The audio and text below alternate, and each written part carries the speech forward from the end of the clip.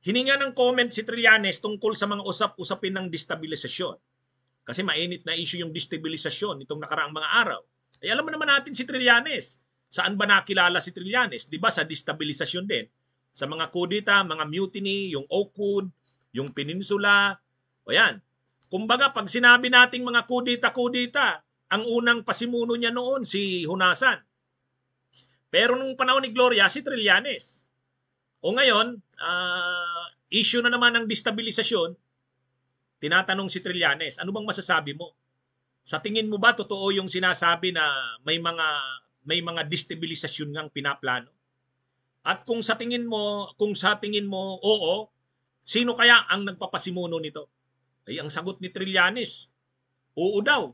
Mayroon daw siyang namumonitor talagang mga balibalita ng destabilisasyon. Nung tinanong siya kung sino, ang sagot niya, sila Duterte. Sila Duterte lang daw ang may interes na magsagawa ng destabilisasyon. Sigurado tayo, uusok na naman ang tainga ni uusok na naman ang tainga ni Digong. Di ba? Galit na galit yan si Digong dito kay Trillanes. Merong plano itong mga ibang puwersa na bumalik sa poder.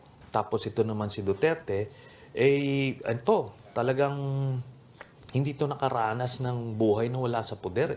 Kaya parang hindi yan makahinga until makabalik sa poder. Plus the fact na under threat siya nung ICC case. So it's a matter of survival for him and physical freedom. Matindi tong sagot ni Trillanes, wala man lang paligoy-ligoy, direkta.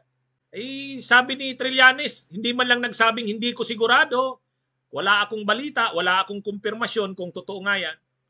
Parang siguradong-sigurado si Trillanes na mayroong destabilisasyon.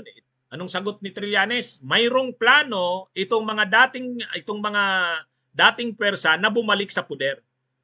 Sino ba yung mga dating pwersa na wala na ngayon sa poder? Parang hindi naging malakas sa administrasyon ni Marcos. Arroyo Duterte lang yan. Di ba? Sino ba yung mga dating pwersa na tinutukoy niya na wala na sa poder?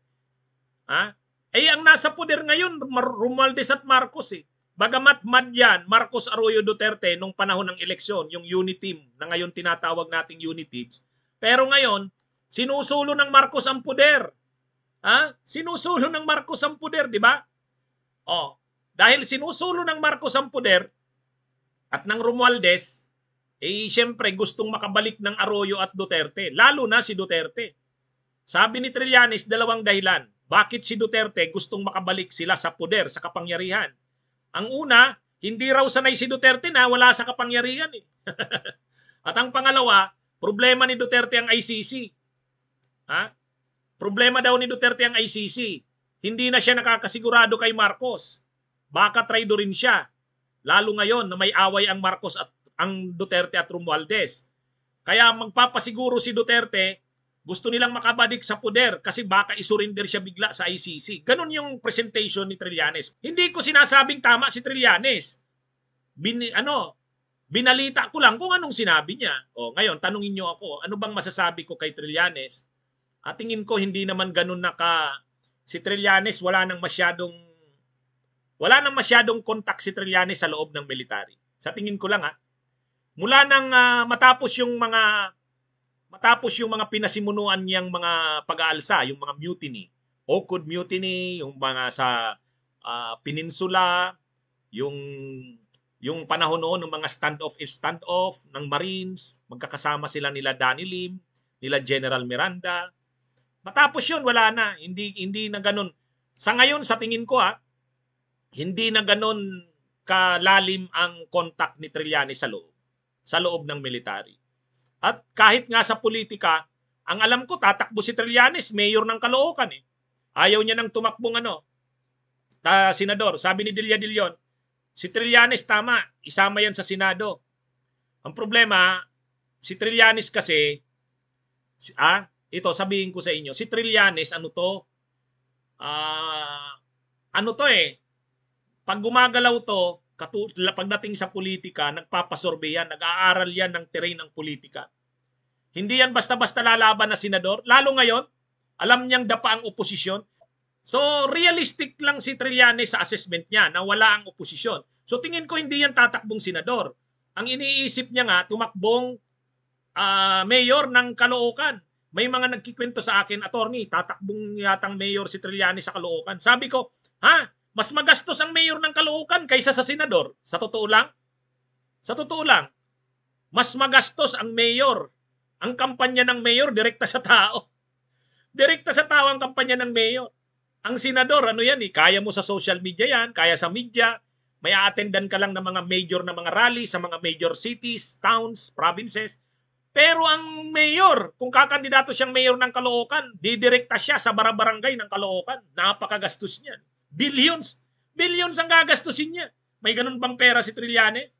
Ewan ko lang. Mas mahirap pa yung ano. Ngayon, kung tatakbo siyang senador, ang problema, alam ni Trillanes yung reality, na mahina yung oposisyon ngayon, mauulit lang yung nangyari noong 2022 sa tingin ni Trillanes. Ngayon, yung sinasabi ni Trillanes, si Duterte ba ang pasimuno ng destabilisasyon? Kung akong tatanungin nyo, sa ngayon wala pang destabilisasyon talaga. Wala pang konkreto yan na mga na yung mayroon na talagang mga plano na mag-kudeta o mag-destabilize, wala pa. Nagtatantsahan yan. Nagtatantsahan yan. Si Duterte, tinatansya niya yan. Inamin naman ni Duterte. Kausap niya yung mga generals na retired. Kasi si Duterte, may mga hawak pa yan na generals. Pero hindi pa siyang nagsasabing magkukudita tayo. Tinatansya pa ni Duterte yan. Pinapakiramdaman yan. Kaya hindi ako sang-ayon sa sinabi ni Trillanes na mayroon ng pinaplanong destabilisasyon si Duterte. Sa ngayon, wala pa. Sa tingin ko, hindi pa. Hindi pa yan.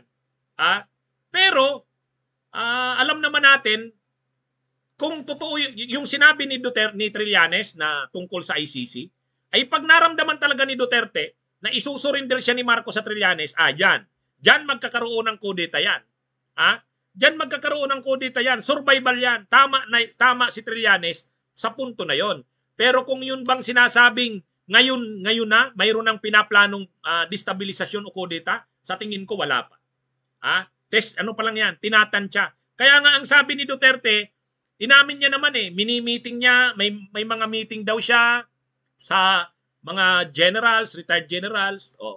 Sa tingin ko, yung mga meeting na yan ni Duterte, mini-maintain niya lang yung kanyang network, yung kanyang koneksyon sa mga generals. Mini-meeting niya yan para matansya niya. Sa bandang huli, kung talagang delikado na yung sinasabi ni Trillanes na survival na nga ni Digong, diyan, sa tingin ko nga, tama si Trillanes diyan. Magkukudita yan.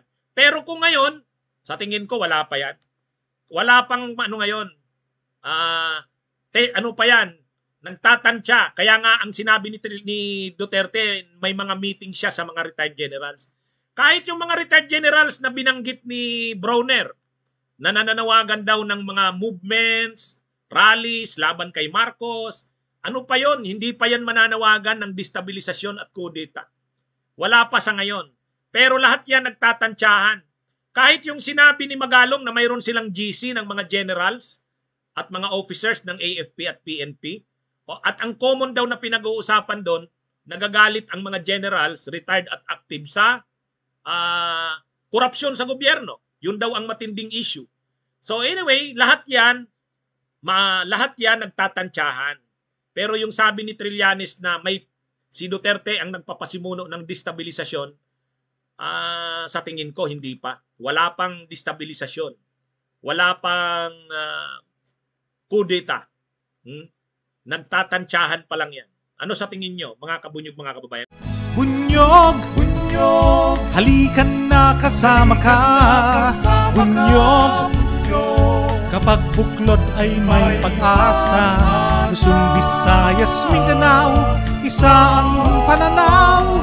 Sa bagong Pilipinas ang bunyog isisigaw. Bunyog.